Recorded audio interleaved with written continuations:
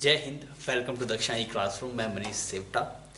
बच्चों, आज हम फिजिक्स का एक बहुत इंटरेस्टिंग चैप्टर जिसका नाम है सेंटर ऑफ मास को पढ़ेंगे। और सेंटर ऑफ मास अच्छा है, मतलब फिजिक्स में स्टेप बाय स्टेप लेवल बढ़ता है। पहले काइनेमेटिक्स आसान, फिर थोड़ा सा और चीज़ें इन्वॉल्व हुई, वर्क एनर्जी में और इन्वॉल्वमेंट हुआ। सेंटर ऑफ मास में काफ़ी हद तक इन्वॉल्वमेंट आया था। और रोटेशन तो आपको पता ही है, बाप है सबका मैकेनिक्स के अंदर। तो अगर आप देखेंगे सेंटर ऑफ मास की अगर आप बात करें तो इसमें बहुत सारी चीज़ें हैं, मतलब कई चीज़ें हैं जो इसमें इंटरेस्टिंग है और ये आपको रोटेशन में भी काफ़ी हेल्प करेगा।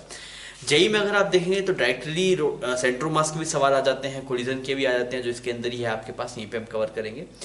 इसके अलावा आपके पास में जो रोटेशन के अंदर इस चैप्टर का बहुत ज़्यादा यूज़ है। तो मैकेनिक्स के अच्छे सवाल, मतलब मैकेनिक्स का कोई भी अच्छा सवाल होगा उसमें सेंटर ऑफ मास का कंसेप्ट रहेगा। बस ये सेंटर ऑफ मास निकालना तो एक अलग चीज़ है, पर उसका यूज़ करके आपको लीनियर मोमेंटम कंजर्वेशन लगाना सीखना, कोलिजन किस तरीके से है वो देखना, इम्पल्स कैसे लगते हैं, उसका क्या इम्पैक्ट है, वो सब देखना इंपॉर्टेंट है सेंटर ऑफ मास के अंदर। तो चैप्टर बहुत इंटरेस्टिंग, अगर आप इंटरेस्ट लगे पढ़ेंगे, हाँ भी ऐसा होता है, ऐसा क्यों होता है, ऐसा क्यों होता है, वो बहुत शानदार लगता है ये चैप्टर।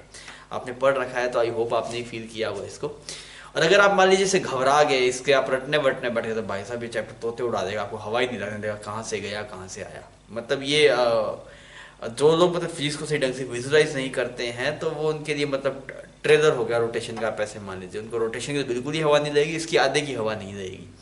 तो अगर आप ढंग से फील कर रहे हैं चीज़ों को, हाँ ये हो रहा है ये हो रहा है, आप विजुलाइज करेंगे चीज़ों को, आप उससे थोड़ा दिल लगा सकते हैं, तो आपको ये चीज़ें दिक्कत नहीं करेगी। मुद्दा यह सेंटर ऑफ मास पढ़े क्यों, मतलब इतना पढ़ तो लिया भाई, कहाँ तक वर्क पर एनर्जी तक पढ़ लिया, सेंटर ऑफ मास क्यों पढ़े, क्या क्यों जरूरी है centre of mass. Centre of मास इसलिए जरूरी है कि जैसे एक चीज़ समझाता हूँ मैं तेरे को। लेट अस अज्यूम यहाँ पे तेरे पास में ऐसे एक कोई भी एग्जाम्पल, कोई चीज देखते हो ना, जैसे ये एक पोडियम है मेरे पास, कोई भी तेरे सामने मान लीजिए कोई भी एक ब्लॉक पड़ा है, कोई भी तो एक ब्लॉक रखा अपने सामने, ठीक है, वो कुछ भी हो सकता है, बुक हो सकती है, कुछ भी हो सकती है, एक ब्लॉक रखा तुमने। हम क्या देख रहे हैं, हम ये देख रहे हैं सेंटर ऑफ मास में पढ़ेंगे, इसके बिना काम क्यों नहीं चलता। अब दिक्कत ये है कि यार यहाँ पे जैसे इससे पहले क्या था, आपने बोला सर जी इस पे फोर्स लगाया F, इसका मास m, तो एक्सीलरेशन आ गया F/m। यहाँ तक कहानी हुई थी, ऐसी बात हुई थी। पर एक्चुअली में ऐसा होता नहीं है, नहीं होता। मैं तो क्या गलत पढ़ा दिया, नहीं ऐसा गलत नहीं पढ़ा है। दिक्कत है, क्या दिक्कत है हमें थोड़ी दिखाओ। अगर तू सुनना मेरी बात को, अगर तू जैसे ये तेरे सामने ब्लॉक पड़ा है, अगर तू ये फोर्स सेंटर वाले पॉइंट पे लगाएगा, जैसे मान लीजिए मैं तो दिखा देता हूँ कुछ डेमो के लिए। मतलब मेरे पास है ना, ये यहाँ पे एक चार्जर है ना, ऐसे ऐसे एक चार्जर है मेरे पास में ना। तो अभी टेक्नोलॉजी का जमाना, ये सब चीजें मिलती है आजकल नहीं। तो यहाँ पे अगर आप देखेंगे तो अगर आप इस सेंटर पे फोर्स आएंगे F, तो ये सी से चल रहा है मस्त, नहीं एक्सीलरेशन F/m, कोई दिक्कत नहीं है। पर मान लीजिए यार फोर्स यहाँ पे लगाऊं, तो इधर कोने पे लगाऊं, तो ये नालायक घूम गया, फोर्स उतना ही है भाई। पर अब की बार वैसा नहीं चला जैसे पहले चला था। अगर यहाँ पे फोर्स आया तो अलग जा रहा है, और यहाँ पे लगा नालायक अलग जा रहा है, कोई और पॉइंट लगाए तो अलग जाएगा। तो भाई साहब अब ये पॉइंट ऑफ एप्लीकेशन मैटर करने लग गया। बॉडी है आपके पास में तो पॉइंट ऑफ एप्लीकेशन मैटर कर रहा है। इससे पहले हम पार्टिकल्स की डील करते थे, या फिर मान लीजिए आपके पास में कोई बड़ी मास, मतलब कोई बड़ा मास था, तो अभी वो सेंटर पे लगाते थे ताकि कुछ ना हो, पूरे का ट्रांसलेशन मोशन हो, ट्रांसलेशन में सीसी चले। अब की बार कि अगर आप इधर उधर लगा रहे हैं तो आगे भी जा सकते, कुछ घूम भी जा रही है बॉडी। आपने चार्जर की इधर लगा के देखा फोर्स, वो चार्जर आगे भी चला, थोड़ा घूम भी गया, तो बहुत दिक्कत है यार। फिर तो F/m गलत है, इसमें कुछ बोलना चाहिए कि F कहाँ पर लगाओ, सेंटर पे लगाओ, पर ऐसा तो बहुत दिक्कत हो जाएगी। तो मोशन कॉम्प्लिकेट हो जाता है अगर आप एक जैसे, क्योंकि हम एट द एंड हमें फिजिक्स कहाँ पे यूज करें, पार्टिकल का यूज नहीं करें, बिकॉज पार्टिकल नहीं है। मैं पूछूं पार्टिकल कहाँ है, तो आपके जीवन में कहीं भी एक बोले सिर्फ पार्टिकल है सर, और ये कुछ नहीं है, बॉडी नहीं, सिर्फ पार्टिकल नहीं। कोई भी चीज है जो बॉडी है, वो बहुत सारे पार्टिकल से मिलकर बनी है। तो अगर बॉडी से मतलब बॉडी की हमें डायनामिक्स पढ़नी पड़ेगी ना, तो बॉडी की डायनामिक्स क्या बोलती है, अगर आप डिफरेंट कोई भी अगर आप फोर्स की पोजिशन बदलते जाते हैं तो एक्सेशन हर एक पॉइंट डिफरेंट डिफरेंट आता हुआ लग रहा है हमें, तो हम उसे कैसे पढ़े। तो एक सेंटर ऑफ मास एक ऐसा पॉइंट है, तो सेंटर ऑफ मास की क्या जरूरत है देखना। अगर सेंटर ऑफ मास आपको पता होगा तो मोशन आसान बन जाए। कैसे, सेंटर ऑफ मास आप कहीं भी फोर्स लगाइए, कहीं भी फोर्स लगाइए, सेंटर ऑफ मास का एक्सेशन हमेशा F/m आएगा।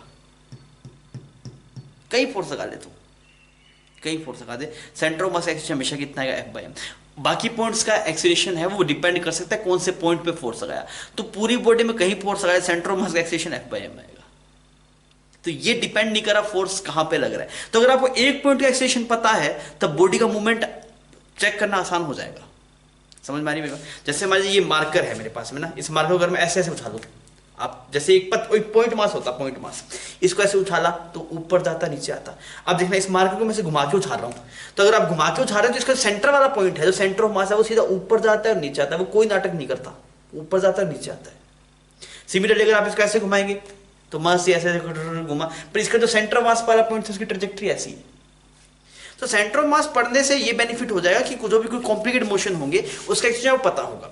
मतलब फिजिक्स में कुछ भी हो तो अब ये वाली बात सही नहीं रही, मतलब इससे पहले पढ़ते f is equal to m में, तो उस वाली बात से अब ये लिखना चाहिए f is equal to m a c m, f is equal to m a c m. F is equal to m में सही नहीं दिया, क्योंकि बॉडी के हर एक पॉइंट का एक्सेलेरेशन क्या हो सकता है, डिफरेंट डिफरेंट हो सकता है, पर बॉडी का कहीं भी फोर्स आएंगे तो हमेशा एक पॉइंट ऐसा हो जिसका एक्सेलेरेशन एफ बाई एम होगा, वो पॉइंट क्या है, सेंटर ऑफ मास। समझ में आ गई? तो ये एक देसी डेफिनेशन है, मतलब सवाल सोल्व करने के हिसाब से, चीजों को समझने के हिसाब से, कि भाई सेंटर ऑफ मास वो पॉइंट है जिसका एक्सेलेरेशन हमेशा एफ बाई एम होगा, कहीं फोर्स लगा ले।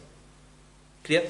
सिमिलरली जैसे मान लीजिए अब आप बोलते हैं कि भाई साहब एक पार्ट, एक बॉडी है, वो मूव कर रही है वेलोसिटी v से, तो वो रोटेट भी कर सकती है, कुछ भी कर सकता है। तो हम जब बोलते हैं मोमेंटम बताओ कि इसका लीनियर मोमेंटम कितना है, लीनियर मोमेंटम बोलते हैं mv। अब लीनियर मोमेंटम क्या बोलते हैं अभी तक mv, पर अब की बात तो भाई साहब mv नहीं पूछ सकते, हर एक बॉडी की वेलोसिटी क्या होगी आपकी, डिफरेंट डिफरेंट होगी। तो अगर कभी कोई पूछे लीनियर मोमेंटम बताओ तो हमें क्या बताना होता है, mvc। तो हमने जो अभी तक पढ़ा था उसमें थोड़ा सा मॉडिफिकेशन हो गया, अब f is equal to m में नहीं होता, अब f is equal to m acm होता है। आपको पूछा लीनियर मोमेंटम एम वी, नहीं भाई साहब लीनियर मोमेंटम होता है m multiply v c m. मेरी बात समझ में आ रही है? क्योंकि अब जब अगर डिफरेंट डिफरेंट वेलोसिटीज होगी तो ये घूमता भी होगा, कुछ घूमता भी होगा, तो रोटेशन की वजह से भी कुछ मोमेंटम आ रहा होगा, तो लीनियर मोमेंटम ये होगा, that is m v c M.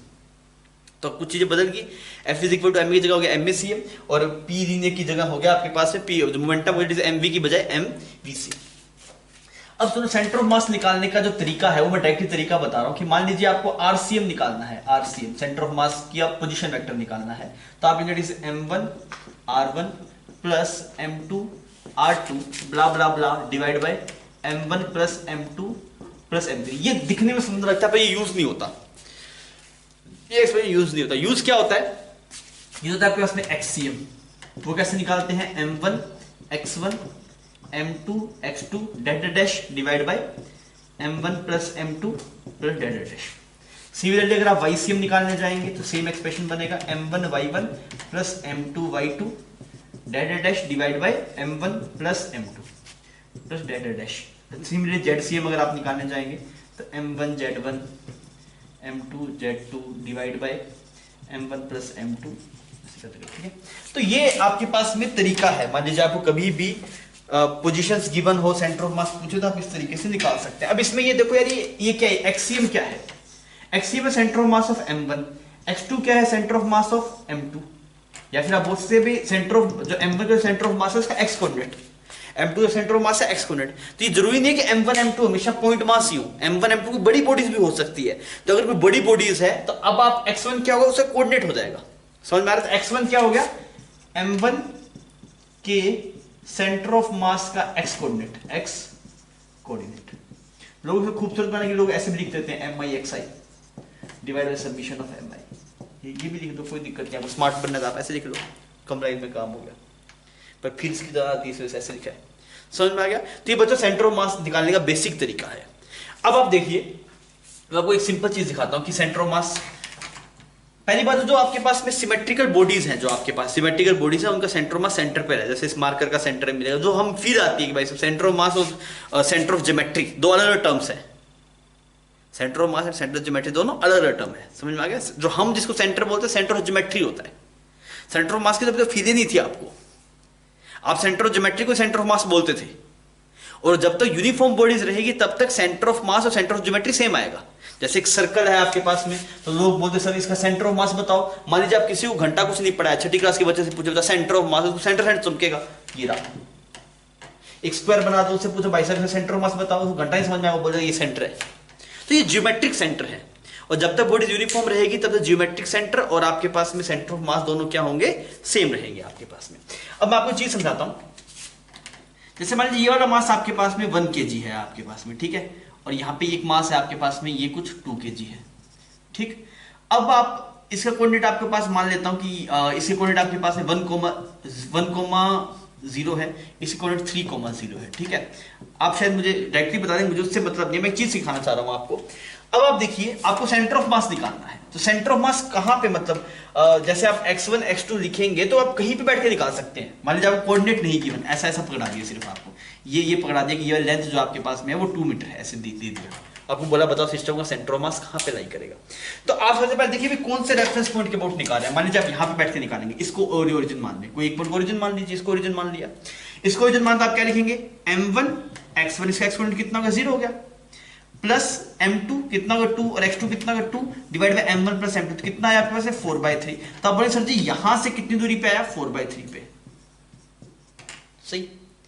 Similarly अगर आप यहां पे बैठ के निकालते तो क्या क्या करते, यहां पे बैठ के निकालते, आपने इसको ओरिजिन मान लिया आपकी बार, ये वाला x और ये वाला y हो गया, तब आप क्या लिखेंगे इसको m1 मान लिया तो ये 2,0 हो गया, प्लस 1 ये इस तरफ जा रहे हैं तो माइनस लिखा जाएगा, that is 1 multiply -2 divide by कितना आ गया आपके पास में m1 प्लस m2, तो कितना आ गया -2/3। अरे सर जी अब क्या -2/3 आ गया, पहले 4/3 आया था, तो भाई साहब -2/3 भी यही डिस्टेंस है। आप यहां पे ओरिजिन मान लीजिए, कि यहां पे ओरिजिन मान लीजिए, तब इसका x भी आएगा y भी आएगा। मैं बोल रहा हूं कि आपके ओरिजिन बदलने से, आपके ओरिजिन बदलने से वेक्टर बदल सकता है कि भाई सेंटर ऑफ मास का पोजीशन वेक्टर क्या है। अगर आपने यहां पे ओरिजिन माना था तो ये पोजीशन वेक्टर था, यहां पे ओरिजिन माना था ये पोजीशन वेक्टर था, यहां पे ओरिजिन मानेंगे तो ये पोजीशन वेक्टर आएंगे। तो पोजीशन वेक्टर बदल सकता है पर जो एग्जैक्ट पोजीशन है सेंटर ऑफ मास की वो बदलेगी नहीं। आप कहीं पे मान लो भाई साहब, यहां पे मान लो मेरे सेंटर, या यहां पे आप ओरिजिन मान लो, यहां पे ओरिजिन मान के सॉल्व करेंगे, कैलकुलेशन करेंगे, तब भी यहीं पे सेंटर आएगा। तो सेंटर ऑफ मास की पोजीशन फिक्स है, पर आपके रेफरेंस बदलने से इसका पोजीशन वेक्टर क्या हो सकता है, चेंज हो सकता है। आप कहीं पे भी ओरिजिन मान के प्रोसीड कर सकते हैं। सवाल में ओरिजिन पहले से गिवन है तो कोई दिक्कत वाली बात नहीं है।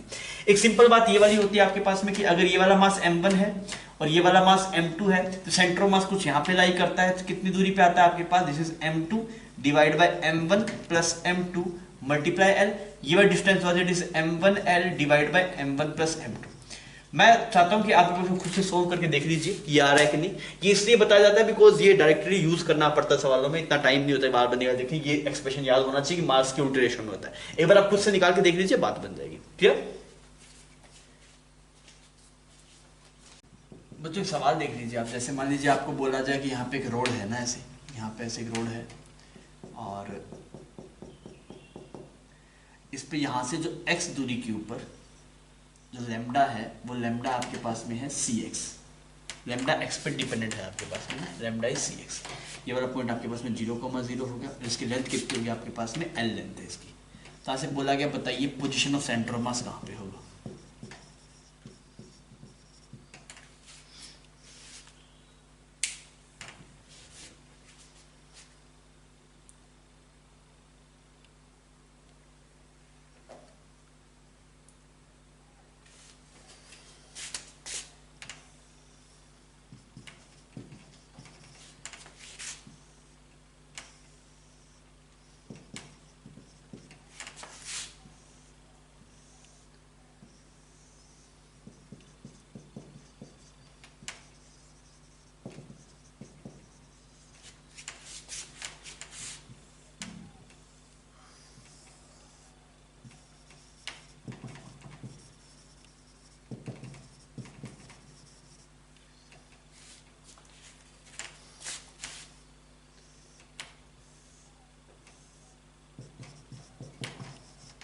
बन गई बात।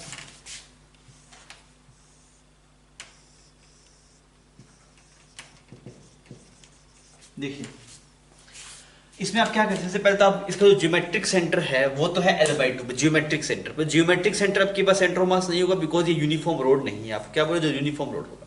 अब आपसे पूछूं कौन सी तरफ रोड भारी है, मतलब ये वाला पॉइंट हाफ मान लीजिए, इस तरफ रोड ज्यादा भारी है, उस तरफ रोड ज्यादा भारी है। तो x पे डिपेंड है तो उस तरफ x ज्यादा है, तो वहां पे इस तरफ जो लैम्डा है वो ज्यादा, मतलब ये वाली रोड ज्यादा भारी है, इधर इस साइड वाली रोड कम भारी है। अगर l/2 पे आप काट के दो रोड डिवाइड करें तो आपको समझ में सेंटर ऑफ मास भारी की तरफ होता है, सेंटर ऑफ मास हमेशा भारी की तरफ होता है। तो आप सेंटर ऑफ मास l/2 ज्यादा आना चाहिए, तो l/2 ज्यादा आएगा। थोड़ा चेक करके देखते हैं। मैंने क्या किया, मैंने यहाँ पे एक एलिमेंट पकड़ दिया ऐसे dm मास का, ठीक। तो मैंने क्या लिखा, जो इसका सेंटर ऑफ मास होगा xcm, वो होगा integration of dm x divide by integration of dm, सही। तो अगर आप इसका dm मास देखें तो dm मास आया कितना आपके पास में, that is lambda dx, lambda dx आएगा, सही है, लैम्डा dx। अब लैम्डा की वैल्यू कितनी है cx, तो dm बन गया आपके पास में cx dx, इतना सही है, ठीक है। तो ये तो डीएम आ गया, पर एक हमें तो डीएम का इंटीग्रेशन भी चाहिए, तो अगर आप डीएम का इंटीग्रेशन करेंगे तो ये बन जाएगा C X square by two, zero से लेके एल, तो जो इसका मास आया आपके पास C L square by two, ये इसका मास आ गया। ठीक है, अब सोल्व करते हैं एक्ससीएम को। तो यहाँ पे डीएम की जगह लीजिए सी एक्स डी एक्स और एक मल्टीप्लाई एक और एक्स आ गया, फिर इसको इंटीग्रेट कर दिया, नीचे आ गया C L square by two. तो ये बच्चों कितना बन गया, सी बाहर आ गया और ये बन गया X cube by three, limit zero से लेके एल तक, ऊपर बन गया C L square divide by two, C L square, C ने सी को मार दिया। तो यहाँ पे जो एक्ससीएम का एक्सप्रेशन आपके पास में आएगा जैसे एल क्यूब, जैसे two l by three, two l by three पे आ गया सेंटर ऑफ मास की पोजीशन। समझ में आ रही है बात? और अब फिर से समझ में आ रहा है, इसके सेंटर ऑफ मास जो मिड होगा उसके इस तरफ आएगा, बिकॉज ये वाला पोर्शन ज्यादा भारी है, ये वाला हल्का है, तो सेंटर ऑफ मास हमेशा आपके पास में हैवी पोर्शन की तरफ होता है। अब बच्चों मैं कुछ स्टैंडर्ड टर्म्स के स्टैंडर्ड शेप्स के सेंटर ऑफ मास दिखा रहा हूँ, और वो आपको रट्टा मार के याद रहनी चाहिए। आप इनको ड्राइव कर सकते हैं, आपको डेरिवेशन सिखाया गया था, आप चाहें तो वहां से देख सकते हैं। ये सब हाफ रिंग है, फुल रिंग होता सेंटर पे होता, अगर फुल होता तो जो ज्योमेट्रिक सेंटर है वही होगा। अब हाफ रिंग का ज्योमेट्रिक सेंटर हमें पता नहीं है, तो अगर आप कैलकुलेट करते हैं तो रिंग का कितना आता है बताइए सेंटर ऑफ मास? यहाँ पे आता है रिंग का सेंटर ऑफ मास, कितनी हाइट पे? हाफ रिंग है, दिस इज हाफ रिंग, कितना आता है? This is 2r by pi. याद रखेंगे बच्चों, इसकी बहुत जरूरत पड़ती है। डिस्क का कितना आता है? डिस्क का आता है यहां से, it is 4r by 3 pi, 4r by 3 pi. याद रखेंगे, ये एक्सप्रेशन सब याद रहने चाहिए आपको। अच्छा, अगर आप बात करेंगे होल हेमिस्फीयर की, तो कितना आएगा आपके पास centre of mass? r by 2 height पे आएगा यहाँ से, क्योंकि सिमेट्रिक एक्सिस पे आएगा, ये वाला एक्सिस सिमेट्रिक है, आना तो इसी एक्सिस पे चाहिए। अब ऊपर कितना था वही मैटर था, बिकॉज सर इधर किधर होगा? सेंटर वाली लाइन के ऊपर होगा, बिकॉज आपके पास सिमेट्रिक लाइन है, सिमेट्रिक लाइन पर रहेगा। हाइट हमें नहीं पता, हाइट हमने निकाल दिया। अगर आप बात करें सॉलिड हेमिस्फीयर की, तो कितना आता है बताइए? 3r bye 8, 3r bye 8। ठीक, अगर आप बात करेंगे होलोकोन की, तो होलोकोन का आता है बच्चों सिमेट्रिक लाइन ये वाली होगी, यहां से कितनी हाइट पे आता है आपके पास में? This is h by 3। और सॉलिड कोन की अगर आप बात करेंगे तो यहां से कुछ यहां पे आएगा आपके पास में, this is h by 4। Clear है? तो ये कुछ रिजल्ट्स हैं, ये आप याद रखेंगे।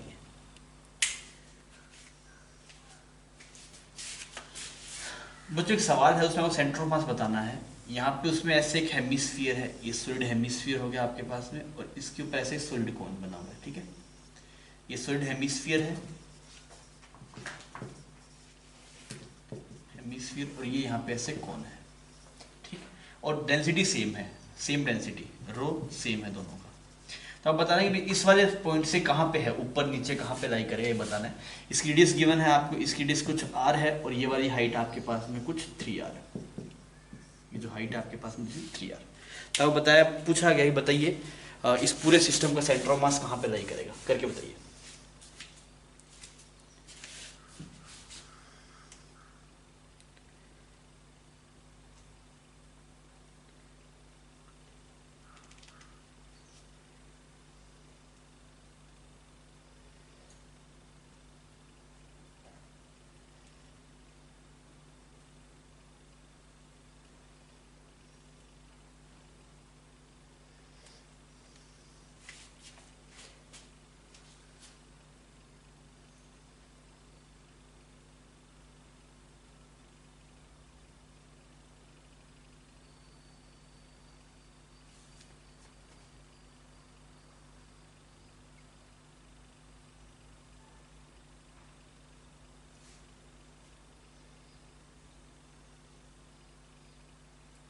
हाँ भाई, कैसे करेंगे हम बोलेंगे देखिए हमें पता है भी रहेगा तो सिमेट्रिक एक्सिस पे, सिमेट्रिक एक्सिस बना दिया आपने। इस वाले पॉइंट को ओरिजिन मान लीजिए, इस वाले पॉइंट क्या मान लीजिए? ओरिजिन। तो ये यहाँ पे एक्स एक्सिस हो गया ऐसे, इस वाले पॉइंट को 0,0 नाम लीजिए। इसका सेंटर ऑफ मास मुझे पता है कहाँ पे लाई करता है, 3r बाय 8 पे नीचे।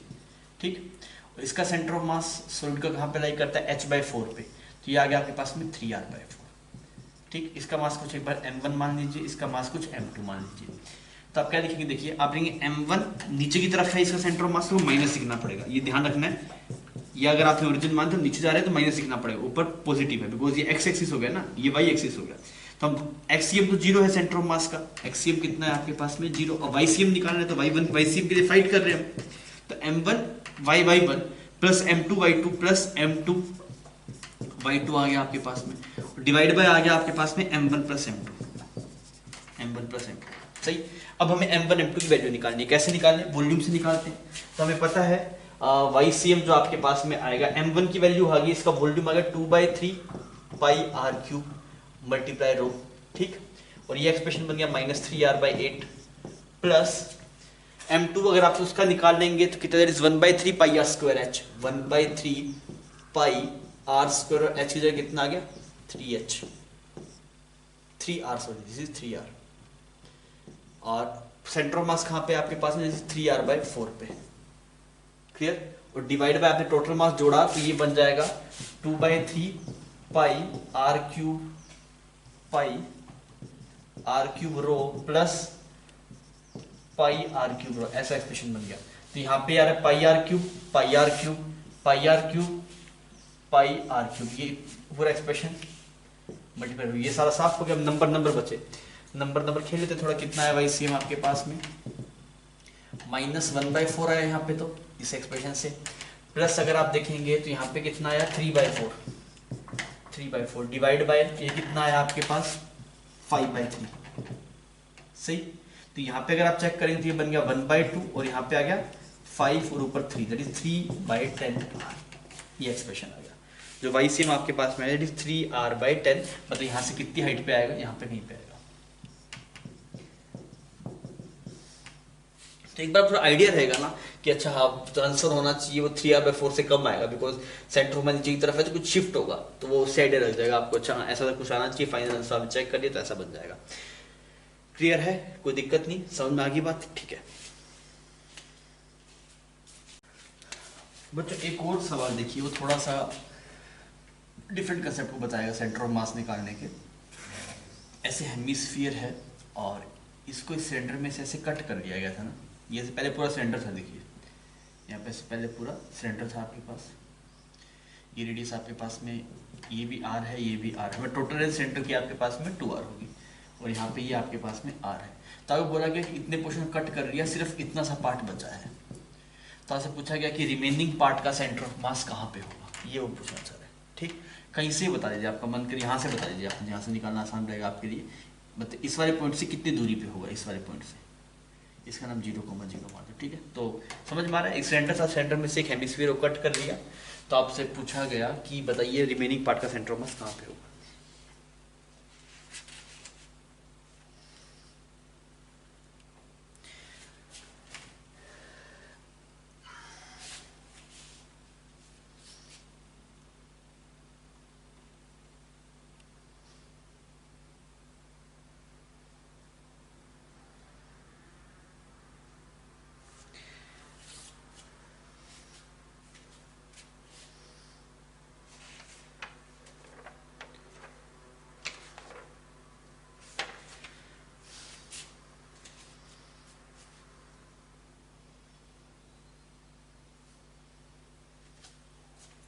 हम इन सब में क्या करते हैं, जैसे आपको पता है कि लाइट इसी पॉइंट पे करेगा, तो एक्स वाई सी एम 0 होगा आपके पास में, वाई सी एम कितना आएगा 0 आएगा, हमें सिर्फ एक्स सी एम निकालना है।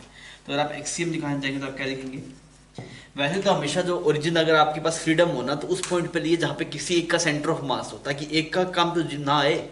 जैसे यहाँ पे आपने सुन लिया, अब दोनों के सेंटर ऑफ मास का लिखना पड़ेगा। अगर आप किसी के एक के सेंटर ऑफ मास पे ले लेते तो एक फायदा ये होता है एक के टर्म तो नहीं लिखनी पड़ती, बिकॉज m1 मल्टीप्लाई 0 हो जाता। अभी कोई बात नहीं, हमने कर दिया।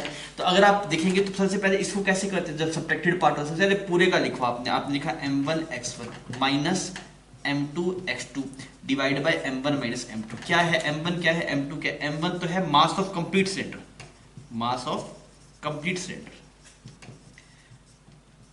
तो ये m1 है पूरा सेंटर, मान लीजिए पहले कहीं पूरा सेंटर था। m2 क्या हो गया आपके पास में, जो पोर्शन आपने कट किया तो ये हेमिस्फीयर वाला पोर्शन हो गया, ठीक है। तो इसमें क्या करना है, पहले पूरे का निकाल लो, इसको प्रिंसिपल सुपरपोजिशन बोलते हैं। पहले पूरे का देख लो, फिर जो काटा है उसको माइनस कर दो, तो बात बन जाएगी। ऐसे किया हमने। तो अगर आप यहाँ पे देखेंगे एक्ससीएम का एक्सप्रेशन, तो क्या आएगा आपके पास m1, पहले पूरे का मास देखा तो पूरे का मास कितना आ गया, that is pi r square, और h की जगह आ गया 2r, और इसका सेंटर ऑफ मास कहाँ पे आएगा, r दूरी पे आएगा, इसका एग्जैक्ट सेंटर पे आएगा, माइनस m2 का अगर आप देखेंगे। अच्छा एक और दिक्कत है भाई, आप इधर गए हैं, इधर गए हैं तो एक माइनस लगाना पड़ेगा आपको। समझ में आ रहा है माइनस क्यों लगाया, क्योंकि इसका सेंटर मास इस तरफ दिया है ना। माइनस आपके लिए ये पॉजिटिव एक्स है आपके पास में, तो इधर गया तो माइनस हो गया। इसका मास लिखेंगे जब 2/3 पाई आर क्यूब, इसका सेंटर मास है 3r/8 पे, तो यहाँ पे भी एक माइनस आएगा, ठीक। डिवाइड बाय दोनों के मास को सेपरेट कर दीजिए, तो क्या बन गया 2 pi R cube minus 2/3 pi R. इतना सही है बच्चों। अब आप मार्क कार्ड शुरू करिए। तो यहाँ पे अगर हम देखेंगे तो एक्सीएम कितना आ गया, this is become 2 pi r की पावर 4 माइनस का plus this is become pi r की पावर 4 डिवाइड बाय 4, सही। डिवाइड बाय यहाँ पे देखेंगे तो ये बन गया आपके पास में 4/3 pi R cube. Pi R cube ने यहाँ पे इसको उड़ा दिया आपके पास, तो ये एक्सीएम कितना बन गया, that is -2 plus 1/4 divide by 4/3, ये मल्टीप्लाई आर आ गया आपके पास में। तो एक्सीएम कितना आ गया, दिस इज बिकम -8 और +1, दिस इज -7/4 मल्टीप्लाई 4/3, तो कितना आ गया -21/16। कितना आ गया आपके पास में, दैट इज -21/16। ये आपके पास में कोऑर्डिनेट आ रहा है सेंटर ऑफ मास का। कहाँ से, इस वाले पॉइंट से। क्लियर है बात, ठीक है बच्चों। इसके बाद में अपने देखते हैं that is displacement of centre of mass. Displacement of centre of मास क्या चल रहा है आपके पास में, आपको बोला जाएगा जैसे बहुत सारे सिस्टम ऑफ पार्टिकल्स है ना, आपके बहुत सारे सिस्टम ऑफ पार्टिकल है, उसमें एक पार्टी डिस्प्लेसमेंट इतना करके एक का इतना करिए, बताओ सेंटर ऑफ मास का डिस्प्लेसमेंट कितना होगा। समझ में आ रहा है कि इनिशियली हमारे सेंटर ऑफ मास यहाँ पे था, एक मास यहाँ पे था, एक मास यहाँ पे था, अब बोलिए इसको इधर इतना लेंगे, इसको इधर इतना लेंगे, सेंटर ऑफ मास कहाँ जाएगा और कितना जाएगा, ये आता है, इसको बोले डिस्प्लेसमेंट ऑफ सेंटर ऑफ मास। तो कैसे करेंगे, देखिए मुझे पता है कि आरसीएम का जो एक्सप्रेशन रहता है वो रहता है आपके पास, it is m1r1 plus m2r2 plus m3r3 dash dash dash divide by m1 plus m2, ऐसा रहता है आपके पास m1 plus m2 plus m3, so on भी कर सकते हैं अगर आपको करना है तो। अब सोचिए अगर आप मूव करवाएंगे, इसको मूव करवा दिए कुछ डेल्टा r1, ठीक, पहले r2 था, अब कितना कर दिया इसको डेल्टा r2, अब ये इसको भी कुछ मूव कर दिया, कितना कर दिया डेल्टा r3, ये फाइनल पोजीशन बन गया, इनिशियल दिखाया था, अब उसमें plus delta r1 r2 r3 के लिए बस फाइनल सेंटर ऑफ मास है, तो पहले आरसीएम था, अब क्या बन जाएगा डेल्टा आरसीएम, इसमें कुछ चेंज हो गया आपके पास में, ठीक। अब अगर आप इसको देखेंगे तो यहाँ से डेल्टा आरसीएम कितना आएगा आपके पास, that is m1 delta r1 plus m2 delta r2 plus m3 delta r3 divide by m1 plus m2 plus m3। मतलब यहाँ पे अगर आपको कभी ये निकालना हो कि भाई साहब एक पार्टिकल को m1 को इतना मूव किया, m2 को इतना मूव किया, m3 को इतना मूव किया, तो बताओ सेंटर ऑफ मास कितना मूव हुआ, तो उसके लिए ऐसा जरूरी नहीं है पहले आप इनिशियल सेंटर ऑफ मास निकालो, फिर फाइनल वाला निकालो, फिर डिस्प्लेसमेंट निकालो, ऐसा जरूरी नहीं है, आप डायरेक्टली एक्सप्रेशन यूज करके आप सोल्व कर सकते हैं। जैसे कि मैं आपको सवाल से के थ्रू समझाता हूँ। देखिए आपको ये बोला गया कि यहाँ पे एक मास है आपके पास में, इसका मास है कुछ 4 kg और इसका मास है यहाँ पे कुछ 10 kg, दो मासेज हैं आपके पास में, ठीक है। आपको बोला गया और इनिशियली इसके बीच में कुछ लेंथ वेंथ कुछ नहीं की, सिर्फ ये बोल दिया, आपको बोला कि इधर इसको मूव करवाया 4l, ये इधर कितना मूव किया 4l मूव किया, और ये इधर मूव किया कुछ 2l। समझ में आ रहा है, तो पूछा गया बताओ डिस्प्लेसमेंट ऑफ सेंटर ऑफ मास कितना होगा, डेल्टा आरसीएम कितना होगा। इसको उल्टा मूव करा, एक को ऐसे मूव करो, ऐसे इधर इसको इधर मूव कराओ 2l पीछे की तरफ,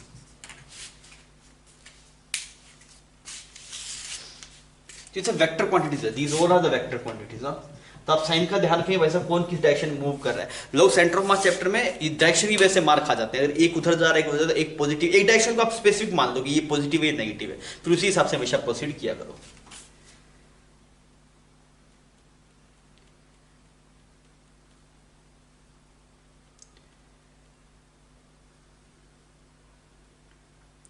अभी हुआ, हम क्या बोलेंगे, जो डेल्टा आरसीएम का एक्सप्रेशन है वो अभी हमने देख लिया, that is m1 delta r1। अब देखिए चलिए मैं लिख देता हूं एक्सप्रेशन है delta r1 plus m2 delta r2 divide by m1 plus m2, ये वेक्टर फॉर्म में चलेगा पूरा सिस्टम। तो अगर आप देख रहे हैं डेल्टा r1 हमने इस डायरेक्शन को पॉजिटिव मान लिया, इस डायरेक्शन क्या मान लिया हमने पॉजिटिव मान लिया, तो इसका मास हो गया 10 kg, इसका डिस्प्लेसमेंट कितना 4l, प्लस 4l लिखा आपने, प्लस m2 लिखा, m2 का मास कितना है बच्चों 4 kg, और डिस्प्लेसमेंट उस तरफ है उसको माइनस लेना पड़ता है, that is -2l divide by m1 plus m2, m1 plus m2 कितना टोटल 14 हो गया। अब आप देख लीजिए यहाँ पे क्या एक्सप्रेशन आ रहा है, तो ये बन गया 40 और 40 minus 8 that 32, that is 32 divide by 14l, clear. तो यहाँ पे कितना आ गया ये 60, that is 16/7n, this is 16/7n। किस तरफ मूव किया सेंटर ऑफ मास, डायरेक्शन बता सकते हैं सेंटर ऑफ मास की किस तरफ मूव किया? तो आप क्या बोलेंगे सर फाइनली पॉजिटिव आ रहा है, और फाइनली पॉजिटिव आ रहा है मतलब ये डायरेक्शन पॉजिटिव थी, तो किस तरफ मूव किया? टुवर्ड्स, और कोई डायरेक्शन में डायरेक्शन दिखाता हूं, ऐसा ऐसा मूव किया। तो अगर ये वाली क्वांटिटी फाइनल क्वांटिटी नेगेटिव आती है, सेंटर ऑफ मास इस तरफ जा रहा है, तो सेंटर ऑफ मास में साइन कन्वेंशन ऑटोमेटिकली फॉलो कर रहे हैं अगर आप सही ढंग से साइन कन्वेंशन लेके चल रहे हैं तो आपको समझ में आया कि अच्छा ये इधर गया तो पॉजिटिव लिखा, वो उधर गया नेगेटिव गया, फाइनल रिजल्ट पॉजिटिव आया, मतलब centre of mass positive direction में मूव किया। पॉजिटिव डायरेक्शन क्या है? ये वाली, तो मैंने बोला सेंटर ऑफ मास इस तरफ मूव किया। समझ में आ गई मेरी बात? कोई दिक्कत नहीं है, ठीक है। अब देखिए ये हो गया भाई, इसका मिटा देता हूं, कुछ कैलकुलेशन मिस्टेक हो तो आप बता दीजिएगा ना मे बी। अब आप देखिए, अब मान लीजिए अगर आप इसको डिफरेंशिएट करें, इस वाले एक्सप्रेशन को डिफरेंशिएट करें, तो यहाँ पे क्या बनेगा? VCM बनेगा। VCM क्या बन गया? इसको डिफरेंशिएट करेंगे, that is m1v1 plus m2v2 dash divide by m1 plus m2 plus m3। समझ में आ रही है मेरी बात? तो यही एक्सप्रेशन जो डिस्प्लेसमेंट में था, जो नॉर्मल सबसे पहले था xm is equal to m1 x1 m2 x2, वही बन गया m1 delta x1 m2 delta x2, मतलब सब चीज सेम है, बस यहाँ पे टर्म्स बदलती जा रही है, जैसे टर्म यहाँ पे वैसे यहाँ पे। इसको फिर से डिफरेंशिएट करो तो वैसा क्या मिल जाएगा आपको? एक्सीलरेशन ऑफ सेंटर ऑफ मास, तो क्या है? m1a1 plus m2a2 dash divide by m1 plus m2। सब वेक्टर काम में, सब वेक्टर फॉर्म में चल रहा है, ध्यान रखेंगे आप। साइंस में कन्वेंशन का ध्यान रखेंगे, एक तरफ पॉजिटिव है दूसरी तरफ नेगेटिव है, तो आप जो वेलोसिटीज वगैरह है वो उसी के हिसाब से आप कंसीडर करेंगे। समझ में आ गई बच्चों? ठीक है, एक सवाल देखते हैं। मान लीजिए मैं आपको ये बोलूं कि एक यहाँ पे 1 kg का ब्लॉक है और यहाँ पे ऐसे कुछ 2 kg का ब्लॉक है, ठीक है। इसकी वेलोसिटी इस तरफ है अभी 2 मीटर पर सेकेंड, और इसकी वेलोसिटी इस तरफ है कुछ 4 मीटर पर सेकेंड, ठीक है। और इसका एक्सीलरेशन जो है वो है 1 मीटर पर सेकेंड स्क्वायर, इस तरफ ही है आपके पास, और इसका एक्सीलरेशन जो इस तरफ है 2 मीटर पर सेकेंड स्क्वायर, इस तरफ है। क्लियर? तो आपसे पूछा गया सबसे पहले find VCM and ACM initially कितना था? B after time t is equal to 2 second. दोनों केस में आप मुझे बताइए इनिशियली क्या था, VCM कितना था, ACM कितना था, और 2 सेकंड बाद में कितना था।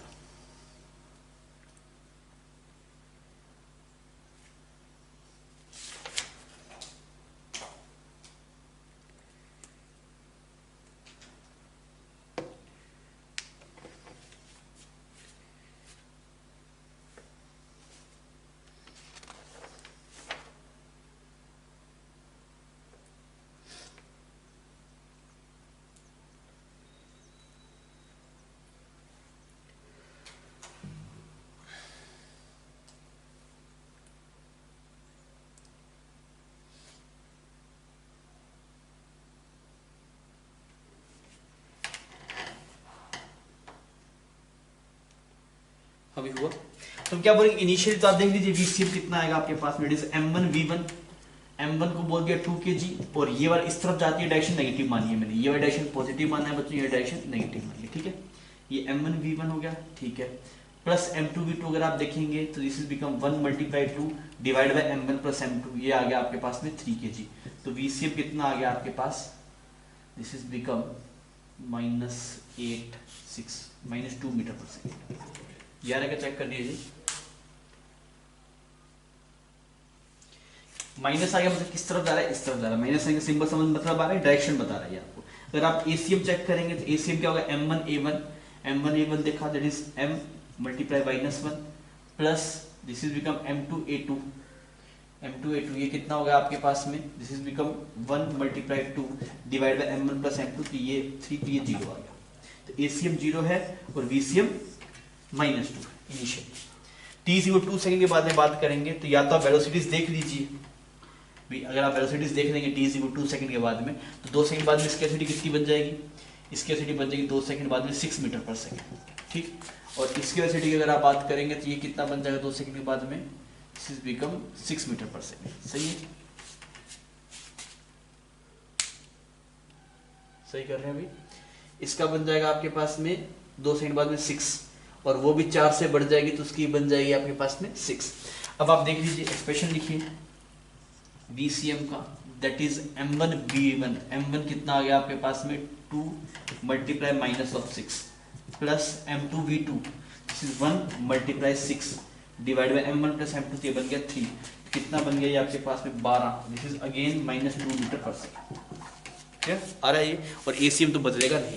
अब इसमें मैं एक चीज सिखाना चाह रहा था, आप इसको डायरेक्टली भी ऐसे ही प्रोसीड कर सकते थे। जो आप इक्वेशन ऑफ मोशन लिखते हैं ना, जो इक्वेशन ऑफ मोशन है वो सेंटर ऑफ मास के फ्रेम में, मतलब सेंटर ऑफ मास के भी मतलब उसके लिए भी लिख सकते हैं। जैसे V is equal to U plus AT हो जाए, आप ऐसे भी लिख सकते हैं VCM is equal to UCM plus ACM multiply T, ऐसे लिख सकते हैं। Similarly displacement of centre of mass is equal to UCM T plus half ACM multiply T, इसको डायरेक्टली कर सकते हैं ऐसे, VCM का square is equal to UCM का स्क्वायर प्लस 2s, आप ऐसे भी कर सकते थे। तो यहाँ पे आप डायरेक्टली करते तो आप बोलेंगे सर फाइनल वेलोसिटी होगा U प्लस AT, तो सेंटर ऑफ मास की इनिशियल वेलोसिटी थी -2, एक्सेलरेशन कितना है 0, तो फाइनल भी कितने होनी चाहिए -2, वो आ भी रहा है। तो ये इक्वेशंस भी आप यूज कर सकते हैं सेंटर ऑफ मास के लिए। ये वाली बात अच्छी है कि सेंटर ऑफ मास के लिए आपको UCM VCM सब पता है, तो आप डायरेक्टली इक्वेशन ऑफ मोशन को यूज कर सकते हैं। बच्चों आपके पास में एक स्पेसिफिक टाइप ऑफ प्रॉब्लम रहते हैं, आपको ऐसे बोल देगा प्लैंक है, एक बोट है, आदमी उस पर खड़ा है, तो अगर आदमी उधर चला गया तो बोट कितना मूव करेगी, वो सब सवाल आपके पास में कॉमनली पूछ जाते हैं। अब उस सब सवालों का कंसेप्ट क्या, देखिए सबसे पहले आपको ये समझना चाहिए कि अगर आपके पास में सिस्टम पे F एक्सटर्नल 0 है, मेरी बात समझिएगा ना, अगर आपके पास में F एक्सटर्नल 0 है, तो F एक्सटर्नल 0 है मतलब ACM कितना होगा आपके पास में 0 होगा, F external is equal to MACM होता है, सही। अच्छा ACM 0 है, और अगर ACM 0 मतलब VCM क्या है आपके पास में कांस्टेंट, सही। अगर मैं ये केस मान के चलूं, इफ VCM इनिशियली 0 था, VCM जो इनिशियली था आपके पास में वो कितना था 0 था, तो अगर VCM इनिशियली 0 था मतलब सेंटर ऑफ मास का जो डिस्प्लेसमेंट होना चाहिए वो कितना होना चाहिए 0 होना चाहिए। इस कंसेप्ट में वो काम करता है। हम वहाँ पे सेंटर ऑफ मास का डिस्प्लेसमेंट 0 लिखते हैं, क्यों, क्योंकि सिस्टम पे F एक्सटर्नल 0 होता है, इनिशियल सेंटर ऑफ मास पे रेस्ट पे होता है। जब इनिशियल सेंटर ऑफ मास आपके पास पे रेस्ट पे होगा तो हमेशा वो रेस्ट पे रहेगा, तो डिस्प्लेसमेंट सेंटर ऑफ मास का डिस्प्लेसमेंट आएगा नहीं। अब मैं सवाल करता हूं, सर ये सब सवाल करते कैसे हैं, देखिए आपको ऐसे बोले जैसे प्लैंक है, ठीक सिंपल सवाल, ऐसे यहाँ पे प्लैंक है और प्लैंक के ऊपर ऐसे एक बंदा खड़ा है, क्लियर। इस बंदे का मास बोल दिया कुछ 40 kg और प्लैंक का मास बोल दिया कुछ 60 kg, जो स्मूथ सरफेस पे है, आइस वाइस पे या फिर पानी वाली में, क्योंकि स्मूथ सरफेस होगा तभी F एक्सटर्नल 0 होगा, स्मूथ सरफेस नहीं होगा तो F एक्सटर्नल 0 नहीं होगा। सबसे पहली कंडीशन दिख रही है एक्सटर्नल फोर्स 0 होना चाहिए, एक्सटर्नल फोर्स 0 मतलब एक्सीलरेशन, सॉरी तो वेलोसिटी क्या होना चाहिए, सॉरी एक्सटर्नल फोर्स 0 मतलब एक्सीलरेशन 0, एक्सीलरेशन 0 मतलब वेलोसिटी कांस्टेंट, और अगर इनिशियल सेंटर ऑफ मास की वेलोसिटी 0 थी तो हमेशा 0 ही रहेगी, सेंटर ऑफ मास मूव नहीं करेगा, तो आप बहुत से डेल्टा XCM 0 है। तो हमें ये समझ में आया कि ये बंदा यहाँ से दूसरे एंड पे चला गया, तो प्लैंक कितना मूव किया ये पूछ दिया सवाल। तो मुझे पता है कि अगर आदमी आगे जाएगा तो प्लैंक पीछे जाएगा, आदमी आगे जाएगा तो प्लैंक पीछे जाएगा, तो हम क्या एक्सप्रेशन लिखना चाहते हैं, हमें लिखना चाहते हैं डेल्टा XCM होता है आपके पास में M1 delta x1 plus M2 delta x2 divide by M1 plus M2, ऐसा लिखते हैं। मुझे पता है ये वाला टर्म 0 है, तो क्या होना चाहिए M1 delta x1 plus M2 delta x2 क्या होना चाहिए 0 होने चाहिए सब। पर यहाँ पे जो डिस्प्लेसमेंट लेना है, डिस्प्लेसमेंट किस फ्रेम में लेना है, in ground frame, in ground frame. मेरी बात समझ में आ रही है आपको। तो हम कैसे करेंगे, देखिए अगर ये प्लैंक जैसे ही आदमी मूव करना शुरू करे तो प्लैंक कहाँ चला जाए, पीछे चला जाएगा, तो प्लैंक कुछ पीछे भेज दो प्लैंक को, मान लीजिए प्लैंक कुछ कितना डिस्टेंस पीछे चला गया। डायग्राम सबसे इंपॉर्टेंट है, मैं बता रहा हूँ आपको, इसका जो की चीज है वो है डायग्राम, इसकी लेंथ कुछ L है। तो मान लिया प्लैंक कुछ x चला गया पीछे, प्लैंक कुछ x चला गया तो आदमी कुछ यहाँ पहुंच गया होगा, समझ में आ रहा है। तो आदमी का डिस्प्लेसमेंट कितना हुआ आपके पास में L माइनस x, तो आप क्या लिखेंगे M1 x1, M1 कितना है 40, इसका डिस्प्लेसमेंट इस डायरेक्शन में कितना हुआ L माइनस x। सबसे मेन चीज डायग्राम, अगर हम डायग्राम सही बना दे नहीं फंसेंगे। M1 इसका डिस्प्लेसमेंट डायरेक्शन में कितना हुआ L माइनस x, M2 का लिखा मास दैट इज 60, पर इसका डिस्प्लेसमेंट किस तरफ है, इस तरफ है, तो आप क्या लिखेंगे minus x, that should be is equal to 0। समझ में, सवाल खत्म, मिल गया जवाब। तो आपको कितना आ गया जवाब, that is 40L is equal to 100x, तो x की वैल्यू कितनी आ गई आपके पास, दिस इज बिकम 2L/5। तो इतना जो आपके से प्लैंक था वो पीछे की तरफ मूव किया, ठीक। और जो अगर आप बच्चे बंदा कितना मूव किया, तो बंदा आपके पास से मूव कर गया, दिस इज 3L/5। तो प्लैंक की अगर आप बात करेंगे तो प्लैंक पीछे मूव किया 2L/5, बंदा कितना मूव किया 3L/5, क्लियर है। ठीक है, अगर मैं जब अपने एक और सवाल देखें किसी पे बेस प्रैक्टिस करने के लिए, हम यहाँ पे क्या दो बंदे बना देते हैं, ऐसे बोट बना देते हैं ना, बोट वाले सवाल भी हो सकते हैं ऐसे। बोट यहाँ पे ऐसे एक बंदा है और यहाँ पे ऐसे एक बंदा है, ठीक है। इसका मास कुछ 40 kg मान लो, इसका मास कुछ 60 kg मान लो, और बोट का मास कुछ 50 kg मान लो, ठीक है। और आपको बोला गया बोट की लेंथ कुछ L है, बोट की लेंथ कुछ L है। तो आपसे अगर मैं बोलूं कि ये दोनों बंदे अपनी पोजीशन को इंटरचेंज करते हैं, if both person interchange the position, तो बोट का डिस्प्लेसमेंट कितना होगा, ये आपसे पूछ लिया।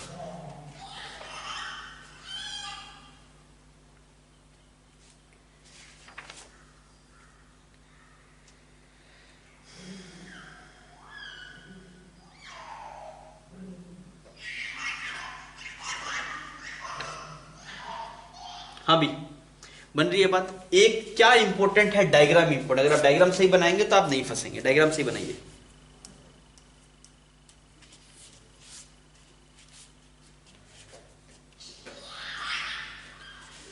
हाँ भी कैसे देखेंगे, मान लिया कि मुझे देखो जैसे से बंदा मूव करेगा तो इस वाले बंदी वजह से बोट इधर जाना चाहिए, इसकी वजह से बोट इधर जाना चाहिए। किसका इफेक्ट डोमिनेट करेगा, भारी भारी बंदे का। तो बोट का नेट डिस्प्लेसमेंट आप मान लीजिए कि बोट ये थी पहले, बोट इसके ये एजेस में हटा दो, ये बोट कुछ यहाँ पे थी मान लीजिए पहले, अब यहाँ पे थी, बोट कहाँ चलेगी, पीछे चली गई होगी, पीछे बना दीजिए यहाँ पे। कितना पीछे चलेगी आपके पास में, कुछ एक्स डिस्टेंस पीछे चलेगी, ठीक। तो ये 40 kg कहाँ पहुंच गया आपके पास में, यहाँ पहुंच गया 40 kg, डायग्राम में दिखाओ, ये 40 kg यहाँ पहुंच गया, और 60 kg कहाँ पहुंच गया, यहाँ पे पहुंच गया। तो ये डिस्टेंस अगर यहाँ पे ये x है तो यहाँ से भी x ही होगा, सही। अब डिस्प्लेसमेंट आपको साफ साफ दिखाई दे रहा है, आप लिख लो 40 kg का डिस्प्लेसमेंट कितना हुआ, 40 kg का डिस्प्लेसमेंट हुआ आपके पास में ग्राउंड फ्रेम में। डिस्प्लेसमेंट किसमें चाहिए, ग्राउंड फ्रेम में। तो कितना था आपके पास में, ये टोटल लेंथ है आपके पास में बोट की L, ये कुछ L मान लीजिए बोट की लेंथ तो बोट L थी, ये L है आपके पास है प्लस x, कितना हो गया L प्लस x, और किस तरफ, इस तरफ। फिर अगर आप बात करेंगे 60 kg का, 60 kg इस तरफ गया, इनिशियल पोजीशन ये थी, अब यहाँ पे पहुंचे, तो ये डिस्टेंस कितनी है L माइनस एक्स। 60 kg कितना गया, L माइनस एक्स, किस तरफ गया, इस तरफ गया। और बोट का वेट 50 kg है, वो इस तरफ गई आपके पास में कितना x। अब कुछ बताइए सवाल में, m1 x1 m2 x2 कर दो। तो मैंने लिखा m1 L प्लस एक्स और 50 kg, ये भी x, ये डायरेक्शन पॉजिटिव मान है, माइनस 60 L माइनस एक्स लिख दिया इज इक्वल टू 0, बिकॉज ये डायरेक्शन नेगेटिव है। अब यहाँ पे सॉल्व कीजिए, this will become 40L 40x 50x minus 60L plus 60x is equal to 0। अब क्या कट रहा है आपके पास में, this is become 100 150, this is 150x is equal to 20L, इसने इसको मार दिया, तो x की वैल्यू कितनी की 2L/50, 2L/50, मतलब बोट कितना पीछे गई, उस तरफ गई 2L/50, ठीक। और आप देखिए आपने जो एज्यूम किया था वो सही था, अगर आपका x नेगेटिव आता मतलब आपने जिस तरफ बोट को मूव करवाया वो गलत है, बोट इस तरफ गई होगी, क्लियर। तो आप बेसिक चीज अगर दिखेगी आपको, अच्छा बोट पीछे जा रही है, डायग्राम वगैरह सेटिंग से बनाओ, आप चीजों की फिजिकली देखने की कोशिश करेंगे आप, तो आप बहुत आसानी से इसके सवाल कर पाएंगे।